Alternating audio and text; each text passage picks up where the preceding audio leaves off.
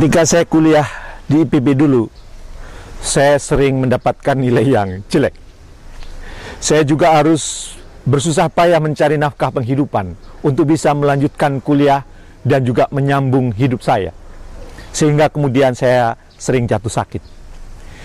Pada saat kondisi yang loyo, lelah, dan kemudian sakit ini, terkadang saya punya keinginan untuk tidak melanjutkan kuliah.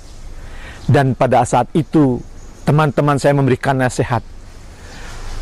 Kalau seandainya kamu malas atau tidak ingin kuliah, ingatlah atau anggaplah bahwa kuliah ini adalah bagian untuk membahagiakan kedua orang tuamu.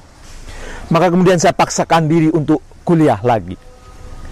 Dan pada tahun 90, saya jatuh pada titik nadir yang paling rendah. Tidak punya semangat, tidak punya gairah. Dan kemudian untuk menghilangkan kejenuhan itu, menghilangkan rasa lelah itu, menghilangkan kebosanan hidup itu, saya jalan-jalan pergi ke toko buku.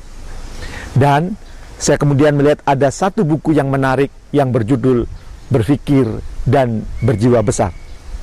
Setelah saya buka beberapa lembar, ternyata di dalam buku itu ada kata-kata yang sampai sekarang menghujam kuat dalam pikiran dan hati saya. Apa kata-kata itu? Kata-kata itu berbunyi, jika kamu berpikir bisa, pasti kamu bisa. Maka sejak saat itu, saya kemudian punya semangat baru, punya gairah baru, dan saya yakin bahwa apa yang saya pikirkan bisa, insya Allah pasti saya bisa. Maka kemudian saya menuliskan sesuatu yang saya inginkan pada tahun 90 itu, yaitu apa? Saya ingin muncul di TV sebelum tahun 2000. Saya ingin tulisan saya dimuat di koran nasional. Dan begitu saya mencantumkan tulisan itu, saya tempel di dinding kamar saya. Begitu teman saya tahu dan melihat, kemudian dia berkomentar, Jamil, wajah kamu itu nggak fotogenik. Bagaimana mungkin kamu akan muncul di TV? Dan ternyata, ya, saya bisa muncul di TV tahun 98. Saya menjadi narasumber di salah satu TV nasional. Dan kemudian terus berlanjut. Dan hebatnya lagi, walau target saya muncul tulisan saya di koran itu tahun 2005, ternyata pada tahun 92, tulisan saya sudah dimuat di Harian Republika dengan judul tulisan Jangan Hisap Darah Kami. Dan asiknya tulisan itu pun dimuat di Opini.